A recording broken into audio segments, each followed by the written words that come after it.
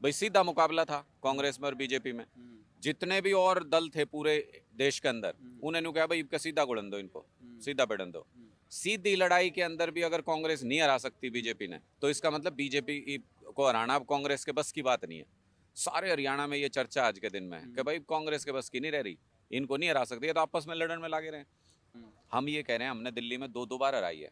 अमित शाह भी पर्चे बांट लिए, मोदी जी ने प्रचार कर लिया, उसके बावजूद हराई दिल्ली में। फिर एमसीडी में इनकी 15 साल पुरानी सरकार थी, फिर वहां हराए। पंजाब में इनका सुपड़ा साफ करा, अकालियों का, इनका सबका। और गुजरात में जहाँ इनका घर है अपना, सिर्फ 6 महीने में जाकर हमने ऐसी टक्कर दी कि 41 लाख वोट आए हमारे। नानी याद आ गई थी, सारे प्रचार करते घूमे थे बीजेपी के नेता वहाँ। और हमारी पार्टी एकजुट है, एक लक्ष्य के साथ चल रही है, एक मिशन के साथ चल रही है। कांग्रेस की तरह नहीं है कि भाई 3 नेता आपस में जूत बजा करे जाए सारे टाइम। देखो जेजेपी वाले तो मान रहे हैं, लोग तो को नहीं मानते उन्हें।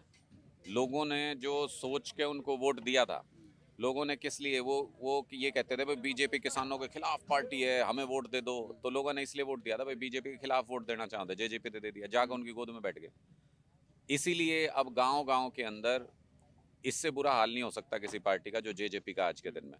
इनको लड़ने, चुनाव लड़ने के लिए इनको कैंडिडेट तक नहीं मिलने, चुनाव नजदीक आने दो, सारे छोड़ने के लिए तैयार बैठे हैं, खाली हो जाएगी जेजेपी।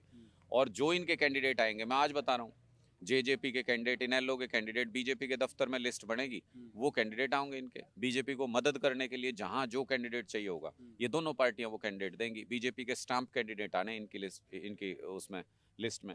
तो इस और किस लिए गए थे? कुछ था वहां पे राजस्थान में इनका, बाद में पता भी चल गया कुछ नहीं था। क्यों गए थे?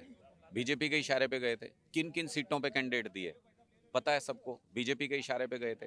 तो ये बीजेपी तो ऐसा हमेशा करती आई है, वो इस्तेमाल करती है। अब इनकी चाबी है, ये जो जेजेपी का चाबी का निशान है ना, यह चाबी बीजेपी के पास है। ये इनके पास, इनके ऊपर बहुत सारी इन्वेस्टिगेशन हो ली। शराब घोटाले हरियाणा में देखो कितना हो लिया है, लोग मर लिए शराब पी पी के, जहरीली, कोई जांच नहीं हुई ना। वह सारी जांच बीजेपी के पास रखी है। इनकी तो मुंडी जिधर घुमाओगे उधर घूमेंगे ये तो। कि जो जेजेपी को वोट दे के धोखा हुआ लोगों के साथ, इवका हुड्डा साहब के बारे में बात चर्चा है, कदे अमित शाह के बारे में नहीं बोलते, कदे मोदी के बारे में नहीं बोलते। कहे मेरे दोस्त हैं ये, जेल में कह रही थी बीजेपी ने डालेंगे, अब तक डाले नहीं। ये जो अंदर खाने दोस्ती है, 9 साल से कांग्रेस पार्टी हरियाणा में बीजेपी सरकार के खिलाफ कुछ नहीं बोली, कोई आंदोलन नहीं चलाया, कोई बेरोजगारी के मुद्दे पर लड़ी हो युवाओं के लिए। 9 साल से चुपचाप बैठे हैं विपक्ष में। इसका मतलब हुड्डा साहब की और बीजेपी के अंदर खाने सेटिंग है। तो उनको कौन टारगेट कर रहा है? उनको टारगेट कौन कर रहा है आप ये बताओ? किसको जेल में डाला? मनीष सिसोदिया को डाला, सत्येंद्र जैन को डाला, संजय सिंह को डाला, ईब अरविंद केजरीवाल ने डालेंगे। राहुल गांधी को किसी ने जेल में डाला के? सोनिया गांधी को किसी ने जेल में डाला के? भूपेंद्र हुड्डा को किसी ने जेल में डाला के? रणदीप सुरजेवाला को किसी ने जेल में डाला के? शैलजा को किसी ने जेल में डाला के? कौन करे उन्हें टारगेट? ये तो आपस में इनकी मिली भगत है अंदर खाने। जब दोस्त हैं तो जेल क्यों भेजेंगे? ये विज साहब, ये अपने गृह मंत्री हैं जो हरियाणा के, ये रोज न्यू कहे जाए हुड्डा साहब के लिए कमरा तैयार है जेल में, हुड्डा साहब के लिए कमरा तैयार है। अरे भेज बाज लो, भेजना है तो ना तो अगले साल दोनों बैठे पाओगे उसमें। इनको पहला हम देश की सुरक्षा के लिए ये कर देते हैं, वो कर देते हैं। जो देश का लोकतंत्र जहाँ से चलता है, जो सबसे सुरक्षित जगह होनी चाहिए, वहां पे पहले जब होया, जब भी बीजेपी की सरकार में अटैक होया, अब जब दोबारा हुआ तब भी बीजेपी की सरकार में हुआ। वो प्रश्न क्या उठा रहे हैं वो लोग, वो बिल्कुल अलग बात है। लेकिन सबसे महत्वपूर्ण ये है कि सिक्योरिटी के इशू पे अब क्यों नहीं कोई पूछता, अब क्यों नहीं सवाल उठाते इस पे बीजेपी के नेता? अब मोदी जी को क्या हुआ, उनके घर में घुस के, पार्लियामेंट के अंदर घुस के इस तरीके का सिक्योरिटी ब्रीच हो गया। अब 56 इंच के मोदी जी कहाँ गए? भाजपा के हैं, ये भाजपा के हैं। वॉशिंग मशीन ला रखी है, सारे चोर उचक के अपने, यो छगन भुजबल लास्ट एग्जाम्पल है। इनको ईडी का केस किया, ईबीडी कोर्ट में कह रिपला जी वो एप्लीकेशन खूगी मारी जो उसके खिलाफ हमने बनाई थी, केस बनाया था। ऐसा होता है क्या सरकार में? कागज खूगे? यही यही उनके पास। और इतने नेता कहीं से कहीं तक उठा के देख लो, नॉर्थ ईस्ट से लेके और पूरे देश में जो सबसे करप्ट नेता थे वो सारे मोदी जी ने अपनी पार्टी में ले लिए। उनके ऊपर कोई केस नहीं चलता। इसका मतलब भ्रष्टाचार को संरक्षण तो मोदी जी देवे। खास हरियाणा देखने वाले भाई सारे दर्शकों ने सोनू बाली की राम राम। हमारे साथ में आम आदमी पार्टी के जो सीनियर वाइस प्रेसिडेंट अनुराग डांडा जी हैं। बदलाव यात्रा निकाल रहे हैं। इससे पहला भी बहुत सारी यात्रा इसे नाम दिया, अगर आप बदल के देखा, परिवर्तन यात्रा है, संकल्प यात्रा है, तरह तरह की यात्रा है। तो इस यात्रा में और दूसरी यात्रा में क्या कुछ अलग मानने हैं और क्यों ज़रूरत पड़ी, और महेंद्रगढ़ तय क्यों ज़रूरत पड़ी? मेरे हिसाब से 2-3 सवाल इकट्ठे ही हो गए हैं। सबसे पहले तो राम राम जी। राम राम जी। सबसे पहले तो जी, बदलाव यात्रा निकालने की क्यों ज़रूरत पड़ी? यात्रा तो पहले भी बहुत हुई, बहुत निकली है। पर बदला तो को नहीं कि मैं सारी कोशिश कर ली। ये कांग्रेस की यात्रा पीछे से निकली थी, राहुल गांधी लेके लिखड़ा। आप उसी का अंदाजा ला लो कि अब क्या बदल गया उससे। 25 साल हो गए कांग्रेस ने राज कर दे हरियाणा पे। 25 साल में कांग्रेस पार्टी ना तो स्कूल अच्छे कर पाई, ना अस्पताल अच्छे कर पाई, ना बिजली 24 घंटे दे पाई, ना पानी घर घर में दे पाई, ना सड़क बढ़िया बना पाई, ना बेरोजगारी दूर कर पाई। तो जो मेन काम था वो तो होया नहीं। करे जाओ यात्रा। उसके बाद ये बीजेपी वाले 52-55 पता नहीं कितनी यात्रा काट रहे हैं। क्यों हो जाएगा 52-55 यात्रा काट देते हैं? 10 साल से सरकार है इनकी, 9 साल से कर लेते जो भी करना था। ना स्कूल बनाए, ना अस्पताल बनाए, ना बिजली पानी, कुछ नहीं करा। तो इसका मतलब ये यात्रा जो करें ना, ये तो करते हैं पॉलिटिकल कारण से। आम आदमी पार्टी की जो यात्रा है, या सिर्फ सत्ता बदलने की यात्रा नहीं है, ये व्यवस्था बदलने की यात्रा है। इसमें पूरे हरियाणा की एक एक विधानसभा तक जाएंगे और सब तन्यो अपील करेंगे हाथ जोड़ के कि भाई इस बार बदलाव के साथ जुड़ो। और बदलाव ये नहीं कि कांग्रेस बदली तो बीजेपी, बीजेपी बदली तो कांग्रेस। इन तो छक नहीं लिए 57 साल हो गए। अब की बार अगर बदलें तो ऐसा बदलें कि आम आदमी का राज आ जाए और उसमें व्यवस्था बदल जाए। जैसे पंजाब में बदल गई, जैसे दिल्ली में बदल गई। भाई बिजली फ्री भी मिलती है और 24 घंटे भी मिले। अस्पताल में फ्री इलाज मिले, कितना भी पैसा खर्च होता है वो फ्री में करते हैं। दिल्ली में, पंजाब में भी शहीदों के परिवार को 1 करोड़ रुपया मिले। और बिजली का, पानी का, स्कूल का, अस्पताल की कोई टेंशन आम आदमी को नहीं रहे। ऐसी सरकार हरियाणा में बनाने के लिए हम ये बदलाव यात्रा लेके चल रहे हैं। आपने पूछा कि महेंद्रगढ़ से क्यों शुरुआत करी। केजरीवाल जी ने जब पूछा कि भाई कहाँ से करें बदलाव यात्रा की शुरुआत, जब पूरे हरियाणा में बदलाव लाना है, तो 1 सेकंड भी नहीं लगी मेरे को ये सोचने में। मैंने कहा कि वीर भूमि से, जहाँ से आज़ादी का आंदोलन शुरू हुआ, राव तुलाराम जी ने आज़ादी की लड़ाई शुरू की जहाँ से, वहां से शुरू करना चाहिए। क्योंकि आज़ादी की दूसरी लड़ाई है, उससे कम नहीं है ये सब तरह के हथकंडे अपनाएंगे, जेल में डालेंगे, गोली मारेंगे, सब तरीके से परेशान करेंगे, केस कर देंगे, लाठी चलाएंगे, सब कुछ करेंगे। ये आज़ादी के आंदोलन जैसा ही है। क्योंकि ये गरीबों को उनका अधिकार देना नहीं चाहता कोई भी। हमको वो अधिकार छीनना पड़ेगा। और लोकतांत्रिक व्यवस्था में छीनते कैसे हैं? एक एक व्यक्ति को वोट करने के लिए राजी करके। तो 24 में इस बदलाव यात्रा से जो सरकार बनने वाली है 24 में, उसकी नींव रखेंगे। और हमारी ये यात्रा आम लोगों की यात्रा है, इसमें बड़े ताम झाम नहीं होते। आप तो यहाँ देख ही रहे हो, हम सब आम आदमी मिलके चलें। और जब ये अंत तक पहुंचेगी यात्रा, तब देखना कितना बड़ा काफिला जुड़ जाएगा।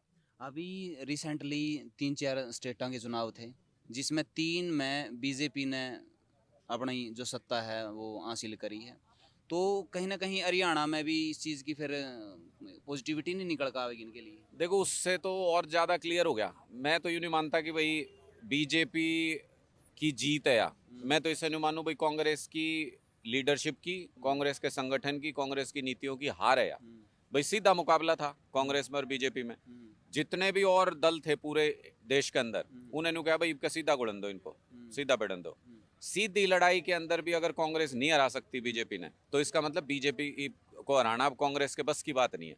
सारे हरियाणा में ये चर्चा आज के दिन में है कि भाई कांग्रेस के बस की नहीं रह रही, इनको नहीं हरा सकती, ये तो आपस में लड़न में लगे रहे। तो फिर लोग ऐसा विकल्प ढूंढ रहे हैं जो बीजेपी को हरा सकता है। हम ये कह रहे हैं, हमने दिल्ली में 2 बार हराई है। अमित शाह भी पर्चे बांट लिए, मोदी जी ने प्रचार कर लिया, उसके बावजूद हराई दिल्ली में। फिर एमसीडी में इनकी 15 साल पुरानी सरकार थी, फिर वहां हराए। पंजाब में इनका सुपड़ा साफ करा, अकालियों का, इनका सबका। और गुजरात में जहाँ इनका घर है अपना, सिर्फ 6 महीने में जाकर हमने ऐसी टक्कर दी कि 41 लाख वोट आए हमारे। नानी याद आ गई थी, सारे प्रचार करते घूमे थे बीजेपी के नेता वहाँ। तो इसका मतलब हमको पता है कैसे इनको टक्कर दे सकते हैं, कैसे इनको हरा सकते हैं। और हमारी पार्टी एकजुट है, एक लक्ष्य के साथ चल रही है, एक मिशन के साथ चल रही है। कांग्रेस की तरह नहीं है कि भाई 3 नेता आपस में जूत बजा करे जाएं सारे टाइम। तो हरियाणा में भी लोग ये सोच रहे हैं कि अगर कोई हरा सकता है बीजेपी को, तो आम आदमी पार्टी हरा सकती है। इसलिए एक मजबूत विकल्प आम आदमी पार्टी बन गई है।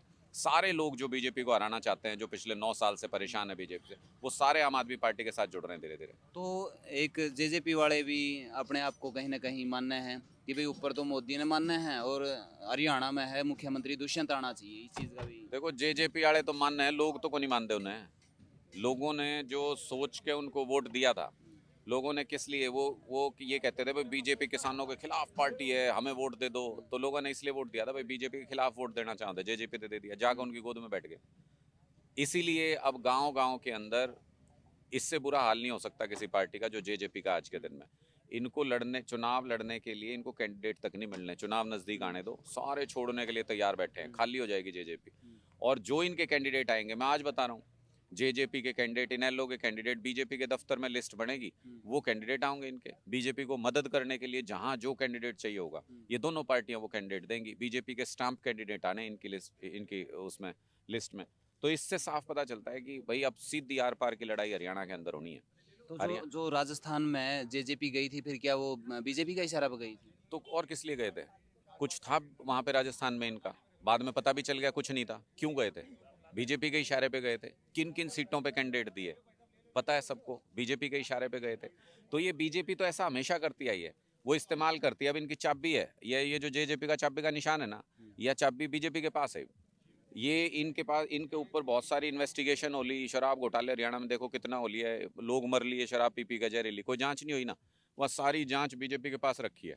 इनकी तो मुंडी जिधर घुमाओगे उधर घूमेंगे ये तो इसका मतलब ये तो इनको वोट देने का मतलब तो घुमा फिरा के बीजेपी को वोट देना। पहले लोगों ने दे के देख लिया, धोखा हुआ लोगों के साथ।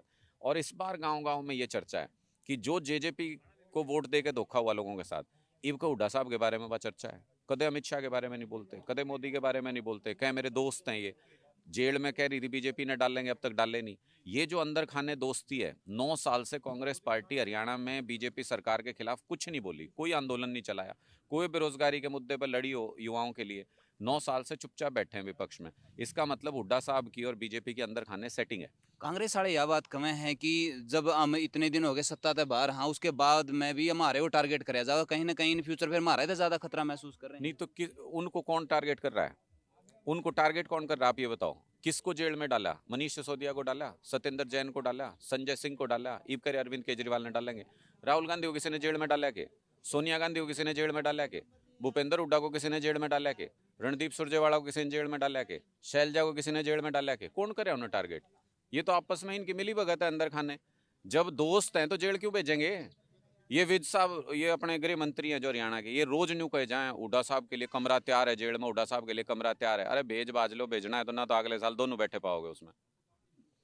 तो बलराज कुंडू भी एक नई पार्टी लेकर आ रहा है, पक्ष है जींद में भी कर रखी थी रैली, तो उनका बारे में के कुछ विचार है? देखिए बलराज कुंडू जी अपने इलाके में चुनाव जीते, लोगों का समर्थन मिला, पर कर क्या पाए बिना सरकार के, बिना सरकार के सहयोग के। और उसके बाद अपना इलाके के बारे में ना सोच के पूरे हरियाणा में यात्रा कर ली, क्या रिजल्ट आया उसका? कोई रिजल्ट नहीं उसका। जो इन्होंने रैली करी जींद में फ्लॉप हो गई, कोई रिजल्ट नहीं उसका। इसका मतलब ये है कि विचार को बढ़ने में वक्त लगता है, आंदोलन लगते हैं। अब अरविंद केजरीवाल जी का विचार पूरे देश में लोगों के मन में घर कर चुका है। ये नहीं कि कोई भी आदमी, किसी के पास पैसा है, कोई बड़ पार्टी बना के खड़ा हो जाए। 1500 पार्टी है इस देश के अंदर। तीसरी नेशनल पार्टी अगर पूरे देश के अंदर जिसकी छाप है, अगर कोई बनी तो आम आदमी पार्टी बनी 10 साल के अंदर।